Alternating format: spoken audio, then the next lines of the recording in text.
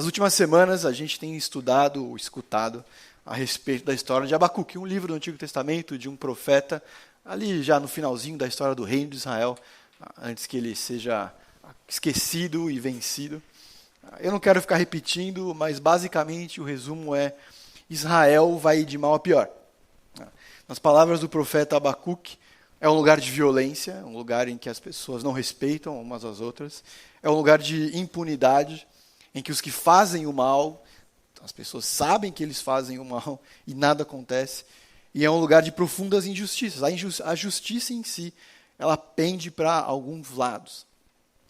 Os inimigos de Deus prosperam. Como você pode ver, é algo completamente ultrapassado e que a gente, como humanidade, já superou há muito tempo. Imagine se Deus, em algum nível, entrasse em uma conversa de rádio, respondesse algumas perguntas de um cristão desorientado, frustrado, que tivesse farto do mundo ao redor dele, da corrupção, da situação geral. Em essência, é mais ou menos o que acontece no livro de Abacuque. É um desabafo. É um profeta que começa dizendo: por que, Senhor? Quando, Senhor, o Senhor vai começar a se mexer? Só que, para surpresa dele, Deus começa a responder diretamente esses questionamentos dele. Em essência, é isso que acontece, um desabafo. Abacuque está frustrado que os maus estão ganhando e que os bons estavam chorando.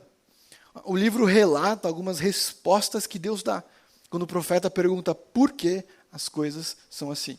E quanto tempo mais o Senhor vai se demorar a se envolver.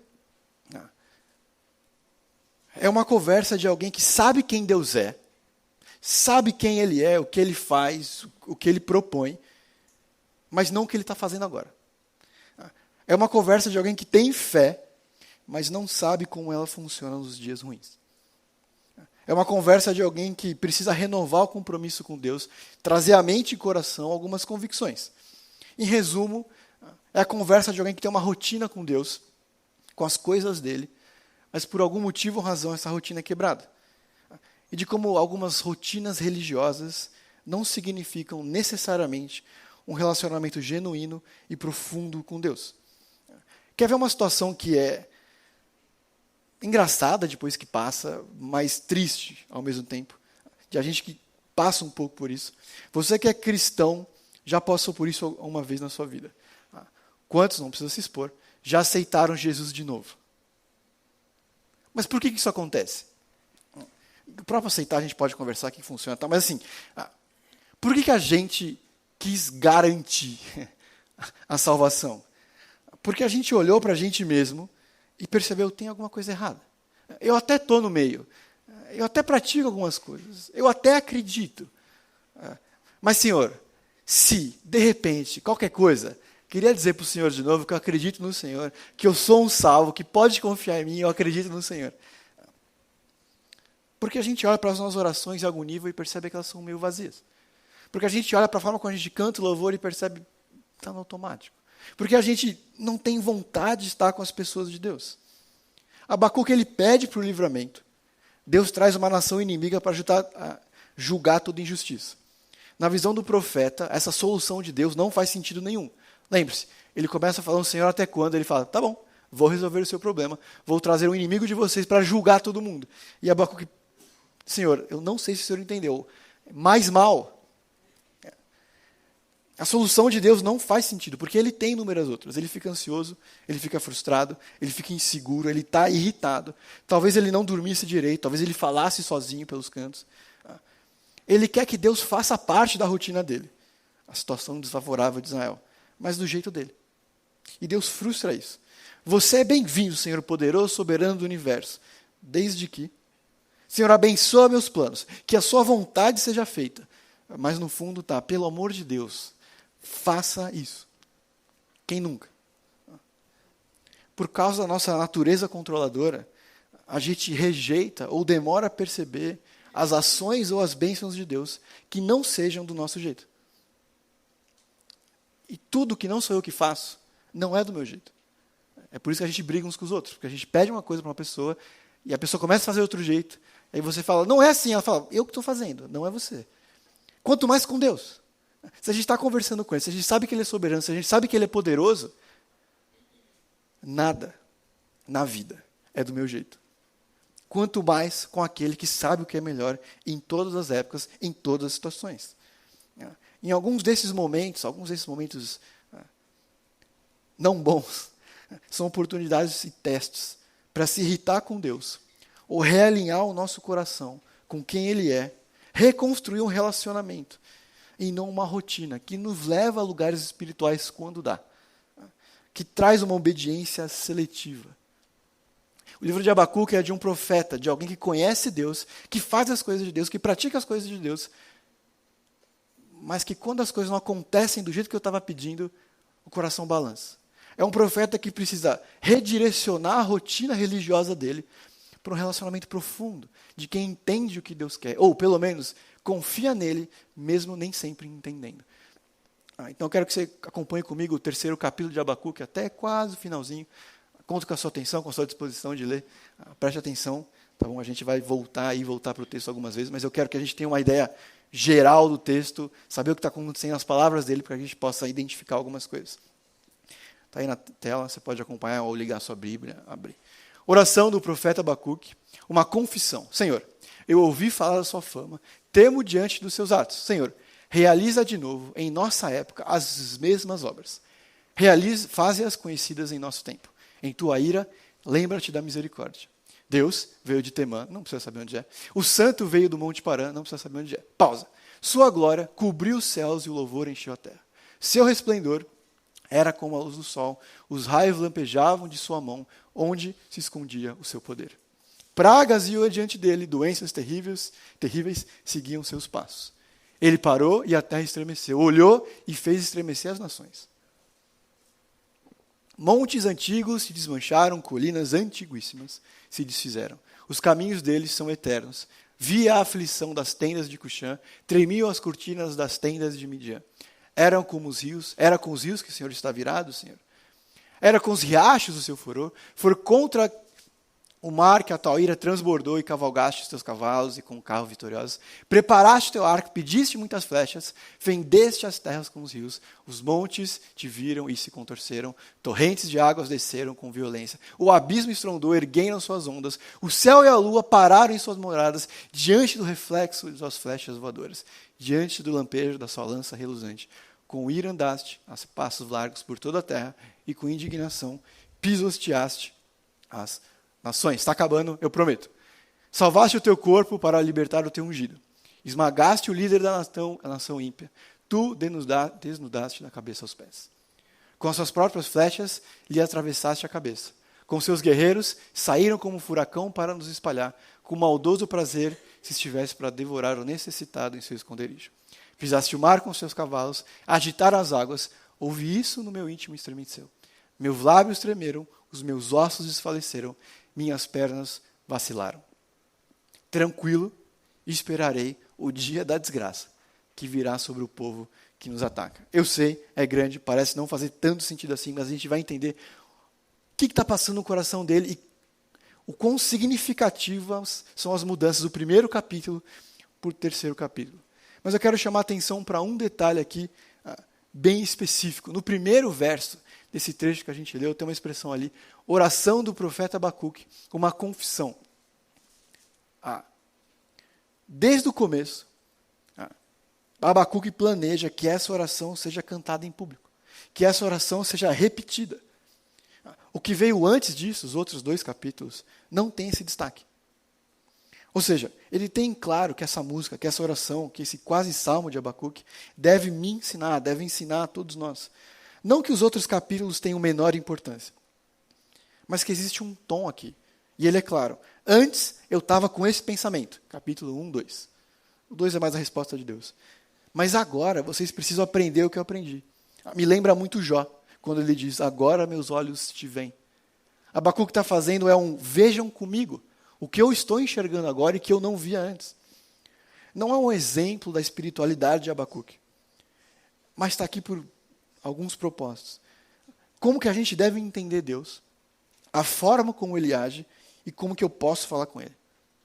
Como que eu posso substituir uma rotina que é vazia em alguns momentos por um relacionamento real. Esse é um profeta que teve que redescobrir a fé. Que dirá eu e você?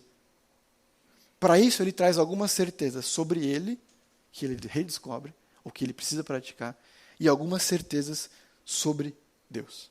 E é isso que eu e você precisamos caminhar nessa manhã.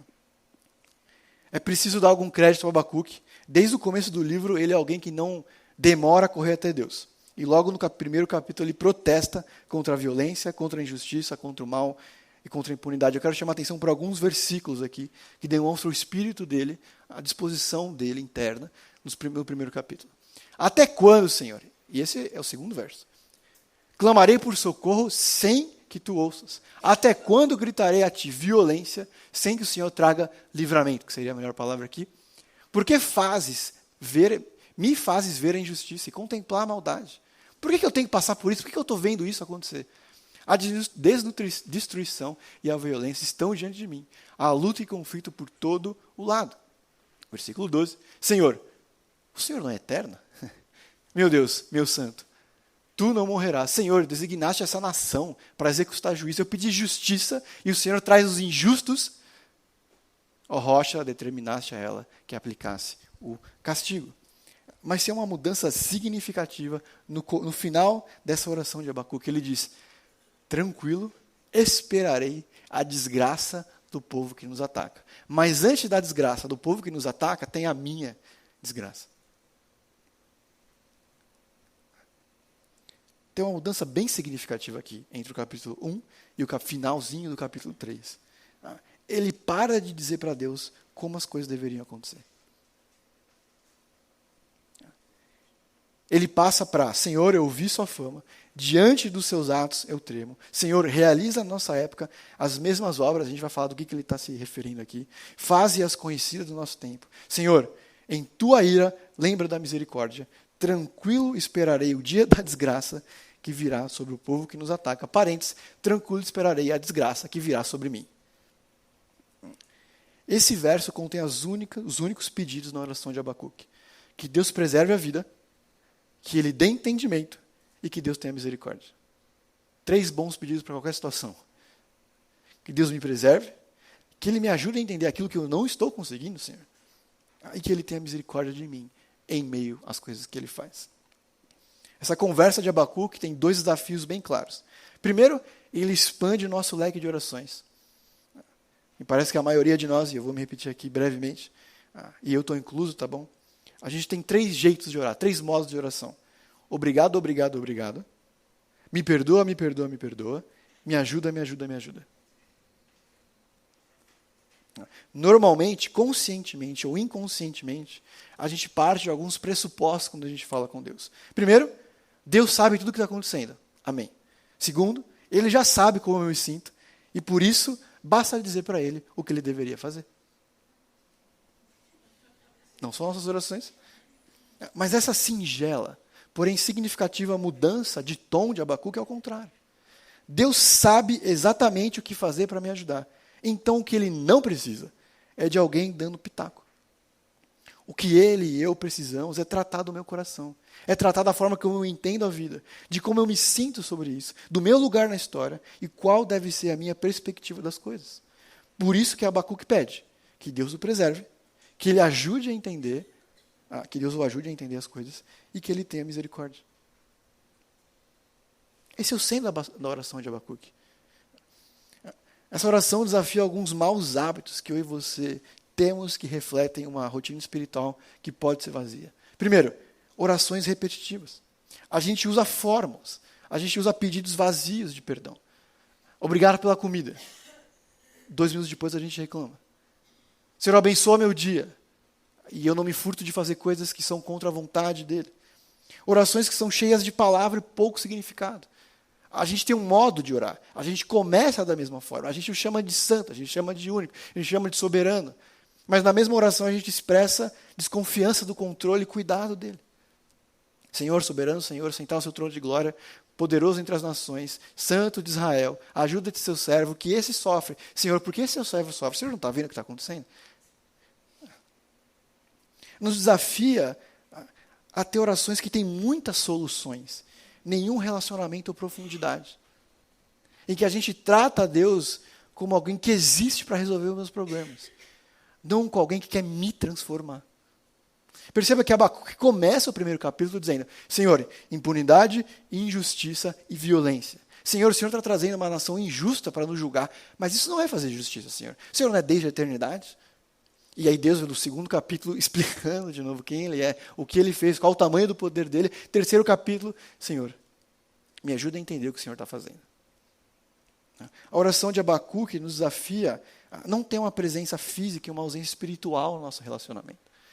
Que o nosso relacionamento com Deus não é feito dos lugares que a gente vai só, mas de quão próximo nós estamos dEle diariamente. A oração de Abacuque desafia a ter orações de obediência.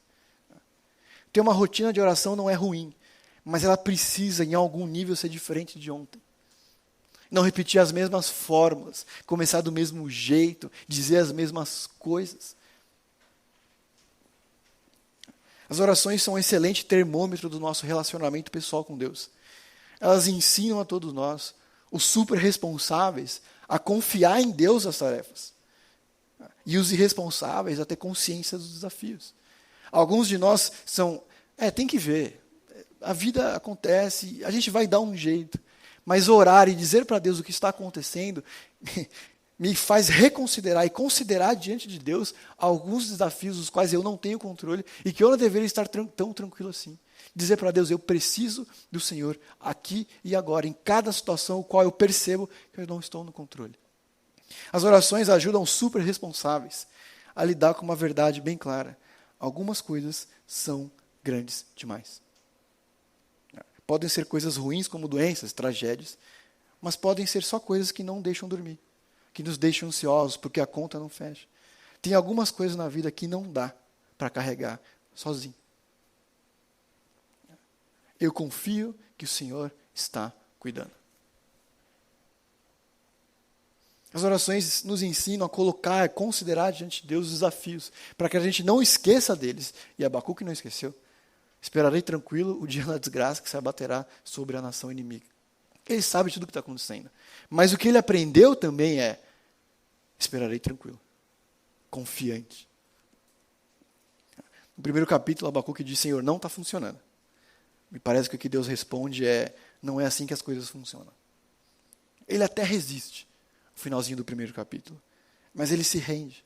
E render-se a Deus não é perder a esperança. É colocar em Deus a esperança. Render-se não é ignorar a existência do problema. Não é o caso de Abacuque. É considerar e confiar em Deus. Este é o problema. É o Senhor que é soberano e não eu. Quando Abacuque começou o livro, ele está em conflito com a vontade de Deus. Mas no final do terceiro capítulo, a situação continua inalterada. O que mudou ali foi o coração dele. Abacuque começa a caminhar por fé e não por aparências. Não só pelas coisas que ele vê. Ele passa a viver de promessa e não de explicação. Ele sabe que ele pode confiar em Deus. Quero um breve parênteses aqui. Quando eu estava no seminário, eu tinha um professor que toda vez que a gente perguntava uma coisa que ele não queria responder, ele dizia: tem uma pregação minha no YouTube, vê lá. Tal. E eu comigo pensava: que mala, né? Eu estou aqui perguntando aqui, por que ele vai me mandar para outro lugar? Dito isso, eu falei há 15 dias atrás sobre como orar e conversar com Deus dentro do Salmo 22. Então, caso você tenha interesse, pode ir lá no SoundCloud. Me julguem. A vida é deixar de ser hipócrita ou ser mais hipócrita ainda. Está lá no SoundCloud faz uns 15 dias. Deixa eu caminhar com você alguns benefícios de uma oração sincera e de profundo relacionamento. Permite que Deus seja Deus. Quando eu tenho uma oração que percebe o controle de Deus, o cuidado dEle, considero diante dEle quem Ele é, eu não desisto da minha vida, eu não desisto da esperança, mas eu coloco diante dEle e me relembra que eu não controlo nada no final do dia. E que viver é sair dessa ilusão. Oração que eu vejo aqui na oração, um benefício da oração de Abacuque, que eu vejo aqui na oração de Abacuque, é que me coloca no meu lugar. Que a perseverança de continuar orando, mesmo as situações desconfortáveis e desfavoráveis, é que Deus não tem nenhuma obrigação comigo. Que Ele dá o que Ele quer, na hora que Ele quer, que Ele aceita o que Ele quer, que Ele muda ou não, que Ele cura ou não. E se Ele dá, é só porque Ele é bom. E não porque eu tive mais ou menos fé. Ela me torna humilde.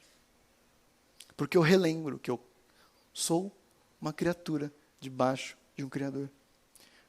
Orações como a de Abacuque, de se colocar e colocar a esperança diante de Deus, estabelece relacionamento. O sacrifício que agrada a Deus é um espírito quebrantado, um coração quebrantado e contrito. Esse, ó Deus, Ele não desprezará. São as orações que aprofundam o nosso relacionamento com Ele.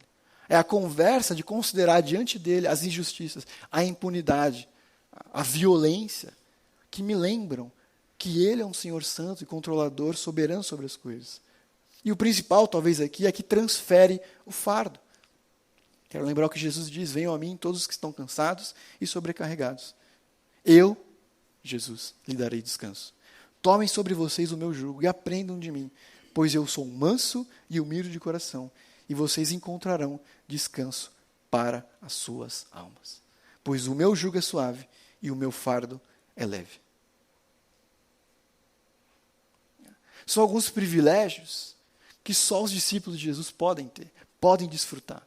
São algumas certezas, são algumas coisas que a gente pode se agarrar, independente de qualquer circunstância, e que só os discípulos de Jesus podem desperdiçar. Quando a gente repete fórmulas, quando a gente agradece sem gratidão, quando a gente pede perdão sem se arrepender. São coisas que Abacuque aprendeu ou relembrou como desfrutar nesse 4º capítulo. Porque antes ele é alguém que diz para Deus o que Deus deveria fazer. Agora ele é alguém que reconhece o cuidado e o poder de Deus. E nisso ele aprende a descansar e dizer, e para mim essa expressão ela é fantástica: tranquilo, esperarei a desgraça que se abaterá diante da nação inimiga. Que significa, tranquilo esperarei também a desgraça que se abaterá sobre mim antes. Ele não confia no livramento. Ele confia no Deus do livramento, que vai vir na vida ou na eternidade. O que a gente precisa considerar é que Deus é um Deus que se faz conhecido, e o meu dever é conhecê-lo. Muito bem, alguns versos aí para a gente tentar entender do que ele está falando. Pragas, no meio da oração tem essas expressões. Pragas iam diante dele, doenças terríveis seguiam seus passos. Ele parou e a terra estremeceu, olhou e fez estremecer as nações. Saíste para salvar o seu povo, para libertar o seu ungido. E esmagaste o líder da nação ímpia, tu o desnudaste da cabeça aos pés. Do que ele está falando? Não é retórica a pergunta. Que evento da história de Israel que ele está lembrando nesse trecho da oração dele, que tudo meio que gira em volta? Do Êxodo. Nessa oração de Abacuque, depois do 1º capítulo, depois do 2º capítulo, já no 3º capítulo, acontece alguma coisa que não aconteceu em nenhum outro capítulo. Ele relembra do relacionamento, ele relembra da aliança que Deus fez com Abraão. E o mais legal é que é um resumo pessoal dele, usando as próprias palavras. É interessante porque ele é detalhista em algum nível e ele pula outras coisas. Não é menos ou mais espiritual. É o jeito que ele lembra e é o jeito que ele entende, a forma como Deus lidou com o povo ali. O que passa na cabeça dele é: eu vejo o abandono de Deus. Eu não sei onde ele está, eu não sei por que ele está fazendo, eu não sei quando finalmente ele vai trazer livramento. Mas eu sei que no Egito a situação era tão ruim quanto, e ele nos abençoa. Ele lembra de um Deus que ouve orações. Ele lembra que Deus os livrou e poderia livrá-lo. Que ele trouxe liberdade por meio de pragas, por meio de milagres e por meio de sinais. E tem um detalhe interessante nessa narrativa de liberdade. Depois que eles estão livres no deserto, os judeus desejam voltar para o Egito. Porque, abre aspas, no Egito que era bom. Na escravidão que a gente tinha liberdade, e era lá que a gente podia desfrutar.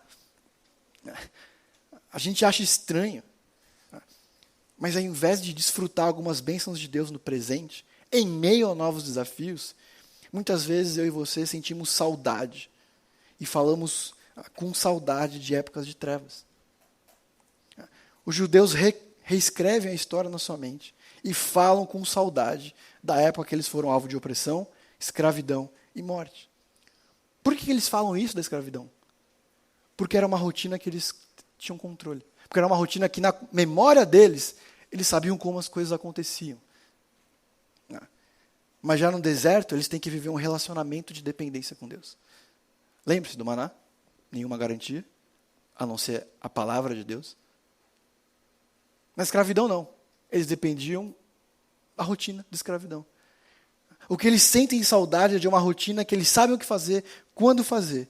E eles estão incomodados porque agora eles têm que depender de Deus. No deserto eles tinham que confiar na provisão de Deus, no cuidado de Deus. É algo feito de confiança e não de controle. Era o maná, era a água da pedra, era a muralha. Abacuque é um profundo conhecedor das Escrituras. E ele demonstra isso por meio da oração dele. No segundo capítulo ele faz a declaração mais famosa. O justo viverá pela fé. Paulo repete isso. Muito da reforma gira ao redor disso. Mas é só no capítulo 3 que ele concilia razão com fé. E ele faz isso por meio do conhecimento formal que ele tem de Deus. Ele junta fé e razão, que não são coisas opostas, por meio daquilo que ele já conhece de Deus. E a pergunta é, como que Deus se faz conhecido para mim e para você, então? Como que eu posso saber no que confiar dele? Do mesmo jeito que eu e você nos revelamos uns aos outros, por meio da comunicação. Seja verbal ou não. Pode ser por parte de arte, de criação, como um salmo, como Davi vai dizer que a natureza revela a Deus. Deus não é o único que faz isso. Um exemplo simples, porém besta. Esse é um quadro do Van Gogh. De acordo com as cartas que ele escrevia por mão dele, Theo, ele se sentia incompreendido. E a única coisa que ele faz para comunicar essa incompreensão, essa angústia do coração dele, é vender quadros. Durante a vida dele, ele vendeu um quadro só. Esse é o quadro chamado Angústia. Acho que, não sendo crítico de arte, você consegue perceber o que ele está passando no coração dele. Como que Deus se revela para mim e para você? Por meio das pessoas que o conhecem. Por meio das histórias que ele conduziu. Não é a história de Davi e Golias. É um erro. É a história de um Deus incrível. Não é a história de Abraão, Paulo, mas de um Deus que não só perdoa, como continua a abençoar, como usa e transforma. Como que eu posso conhecer a Deus? Sabendo o que ele fez, por meio de quem ele fez e o que ele queria quando ele fez. Deus se revela por meio das pessoas que ele criou e usa hoje, por meio de irmãos, mulheres e homens que a gente convive. Por meio dessas histórias, Deus diz o que ele pensa da vida, ele fornece orientações, ele aconselha, ele faz promessas, ele adverte, ele ensina a sua escala de valores, coisas que ele odeia, coisas que ele aprova. Conhecer Deus pessoalmente, sem intermediários, sem mim, sem o Wallace, sem qualquer um de nós, sem qualquer outra pessoa, é tanto um dever quanto um privilégio a ser desfrutado por cada um dos que se chamam discípulos de Jesus. Não é alguma coisa que eu encaixo na minha agenda quando dá, que eu falo com ele enquanto faço outra coisa. É uma responsabilidade, é um privilégio inegociável daqueles que desejam conhecer a Deus e confiar em Deus em todas as situações. Não somos cristãos porque ouvimos falar de Jesus. Nós somos cristãos porque estabelecemos firmemente no nosso coração, por meio de relacionamento e conhecimento formal desse Deus que se revela. Deus não promete uma viagem tranquila, uma vida sem problemas, para nenhum de nós e nem para Abacuque. O que ele promete é uma chegada segura, que é companhia nessa jornada e sabedoria para cada decisão. Não à toa, no Antigo Testamento, a expressão "assim diz o Senhor" aparece 359 vezes no Antigo Testamento. Jesus diz que o Pai lhe dera o que falar. É um Deus que constantemente diz o que Ele quer, o que Ele espera e no que eu posso confiar nele ou dele. Essa mudança interior de Abacuque não aconteceu por meio de meditação transcendental, não é fruto de uma leitura do cenário político e soluções práticas, mas de uma volta às Escrituras. Por meio da história do Êxodo, ele lembra quem é Deus e quais foram os feitos dele. Por meio dessa oração dele, ele lembra os irmãos dele, israelitas, porque ele quer que eles cantem essa oração dele. Ele quer que essa oração seja ensinada, ele quer que essa oração seja repetida. O conhecimento de Deus e do que ele faz é o maior antídoto contra o desespero, contra as ilusões, contra a insônia, e também é o maior motor dos nossos projetos pessoais. Eu não confio em Deus porque eu confio em Deus, eu confio em Deus porque eu sei o que Ele fez, eu sei quem Ele é e o que Ele quer de mim. Quando a gente volta para as Escrituras, quando a gente relembra as Escrituras, a gente relembra que as rédeas da história não estão nas mãos das poderosas nações, mas nas mãos daquele que está sentado no mais alto trono e também ao meu lado. Um exercício pessoal que eu faço quando eu leio qualquer passagem da Bíblia, seja para falar aqui ou uma leitura mais pessoal mesmo, é procurar no texto conceitos. Santo, soberano, Senhor, Salvador. O que o autor está tentando construir por meio de alguns conceitos que eu estou e vou passar batido? Quais são algumas das certezas as quais ele constrói a oração, a história? Porque não é uma história sobre Abraão, não é uma história sobre Abacuque. É uma história de um Deus que quer nos ensinar a confiar. Como?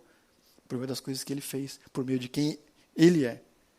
Qualquer analista político olharia para a situação de Abacuque e daria uma sentença de morte ao pequeno reino de Israel. Vai ser invadida por uma nação muito maior, será destruída e nunca mais será a mesma.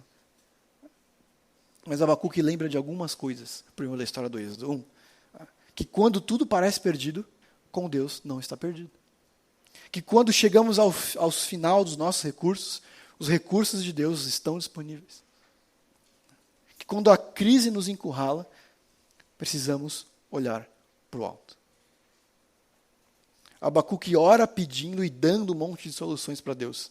E Deus responde falando quem ele é. Capítulo 2.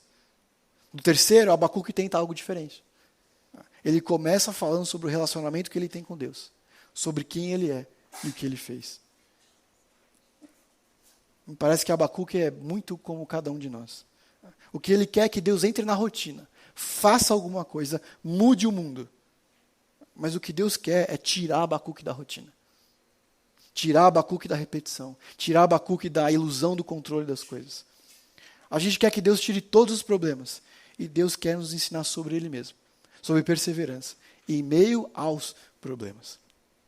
Essa é a razão pela qual a gente precisa ouvir as Escrituras. Essa é a razão pela qual a gente precisa estudar a Bíblia. É por meio do estudo pessoal e da participação nos cultos que a gente conhece e Deus dá uma visão mais clara de quem Ele é, de como Ele age, além de proporcionar segurança. A leitura bíblica não precisa ser um peso, mas ela sempre vai ser um esforço. Ela não precisa ser desagradável, mas vai ser alguma coisa que eu vou ter que parar para fazer. Alguns domingos atrás eu mostrei lá de casa uma plantinha que sempre morria, né? Eu me senti tocado e eu estou regando. E agora a orquídea deu uma flor. Eu terça, quarta e sábado eu tenho que ir lá borrifar água. É um esforço. E é uma comparação simples. Mas a minha leitura não é alguma coisa que eu encaixo. Não é alguma coisa que quando der eu faço. Falar com Deus não é enquanto eu faço outras coisas, porque eu vou aproveitar aqui que eu não estou fazendo nada, vou orar. Eu coloco um tempo, eu separo, eu me esforço para isso. Precisa ter um ritmo. Não pode ser só repetição. Não é porque eu sou alguém ansioso que eu vou sempre ler sobre ansiedade. Porque assim que trocar o problema, eu preciso entender o que Deus tem feito ao longo da história, por meio dos seus vários personagens, por meio dos seus vários versículos, por meio dos seus vários autores, para que eu tenha uma visão maior, mais compreensível e mais panorâmica de tudo de quem Deus é. Não é o quanto você lê. Quero ler a Bíblia inteira esse ano. É o quanto você retém. Não comece por Levítico. Não comece por Gênesis. Comece por Marcos. Entender o que Jesus fez, o que ele disse, aonde ele foi e o que ele esperava. Não adianta ler um capítulo inteiro e não saber o que aconteceu antes. Não adianta descobrir que era Malaquias se eu não entendi qual que é o reino de Deus de Jesus. Volte e lê de novo. Mais do que ler, é preciso reter. Um jeito que eu pratico, e a gente tem repetido algumas vezes. Meditação a gente costuma pensar que é o repetir das coisas, que eu forçar dentro de mim algumas coisas, mas meditação significa também reinventar, conspirar, imaginar as coisas. É imaginar as situações da vida a partir dos valores do reino. É olhar para o passado e dizer, o que é de Deus que eu conheço hoje que eu me permitiria fazer diferente? É olhar para a minha vida agora e, cara, que pedaço da Bíblia fala sobre isso? É olhar para coisas que eu vejo no futuro e como que Deus tem a ver com isso? Meditar não é só repetir algumas coisas, mas conectar duas coisas que parecem separadas. Os versículos bíblicos e a realidade da vida. É perceber o que está ao meu redor, perceber as circunstâncias. É orar sobre aquilo que eu tenho lido. E é estar disposto a praticar aquilo que eu entendi. Meditar, para que fique mais fácil, é praticar, é perceber, orar e praticar. Perceber o que o versículo quer dizer sobre mim. Abacuque faz isso, ele vê a situação, ele vê o problema, ele lembra do Êxodo. Quando foi que alguém de Deus passou por uma situação de opressão, que não tinha liberdade, que havia violência, impunidade, os maus estavam ganhando e os bons estavam perdendo? O Êxodo. O que aconteceu? Deus libertou. O que ele fez? Ele sustentou. Ele ora sobre isso. E ele encoraja aqueles irmãos a praticarem essa certeza, a lembrarem dessas coisas. Não é o agro que é pop, é a meditação. De perceber, orar e praticar. É o que Abacuque faz.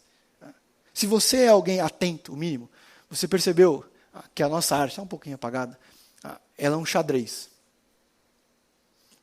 O privilégio que a gente tem é ter um designer na igreja, que é da nossa igreja, que quando a gente pediu uma arte sobre Abacuque, ele leu o livro de Abacuque e essa foi a inspiração que ele teve. Alguém firme em meio a todas as outras peças derrubadas. Mas tem uma regra muito legal do xadrez. E eu não conhecia. Quando qualquer peão chega do outro lado, você pode escolher o que ele vai ser. Se você conseguir cruzar o tabuleiro com um peão, ele pode ser qualquer peça nova. Da rainha, o rei, o cavalo, o bispo. Normalmente as pessoas escolhem a rainha porque ela é a mais poderosa. Na teoria, você poderia ter 9 rainhas, 9 cavalos, 9 reis no mesmo jogo, na teoria. Eu diria que Abacuque, por meio da meditação, da humildade, da segurança, que Deus oferece a cada um de nós, ele decide se tornar uma torre. Não um rei porque ele percebe que não está no controle da história, que ele vai sofrer como qualquer um desses. Não um bispo porque ele descobriu que conhecer a Deus e ter conexão com Ele não significa ter privilégios diante da crise. Ele não se torna um cavalo porque ele é intencional, ele é profundamente intencional nos seus pensamentos, ele não vive por instintos, ele não vive por emoções. Eu diria que Abacuque se torna uma torre, que pode ser abalada com os ventos, machucada com os ataques, exposta às incertezas da vida, mas firme. Firme na certeza e na convicção que Deus não o abandonou. Firme que Deus o sustentará, não importa o que aconteça. É por isso que o próximo versículo que a gente não leu diz: ainda que a figueira não floresça, ainda que nada de bom aconteça, eu me alegrarei no Senhor e me alegrarei no Deus da minha salvação. O Senhor é a minha força. Isso é assunto para a semana que vem. Essa é uma das mais belas confissões de fé das Escrituras. Abacuque encara o fato que a nação dele vai ser invadida por um inimigo. O profeta sabe que muitos do povo vão morrer. Ele não sabe se ele não vai morrer. Ele sabe que a terra vai ser devastada, que Jerusalém e o templo vão ser destruídos. E como uma torre, ele declara fé em Deus, que ele confiaria nele em qualquer circunstância. É completamente diferente do primeiro capítulo. Diante disso, queria que a gente refletisse em 2 perguntas. Primeiro, como andam as suas conversas, orações com Deus? São momentos que eu derramo e entrego o meu coração, explico o que está acontecendo dentro de mim? Ou são momentos que eu digo para Ele que eu espero dele? Só. Não é um problema. O só sim. Tenho eu sido um bom administrador das Escrituras? Tenho eu sido um bom mordomo do conhecimento que Ele me dá? Tenho eu me dedicado a conhecê-lo, guardar as verdades dEle, para que eu possa confiar nisso quando eu precisar? Ou ensinar outros, porque é para isso que a gente conhece também, não é para uso pessoal. É para que a gente possa se apoiar, é por isso que a igreja existe. É por isso que não dá para ser cristão sem igreja. Quero te convidar a orar. Quero te convidar a refletir diante dessas perguntas. O pessoal da banda e da ceia pode vir.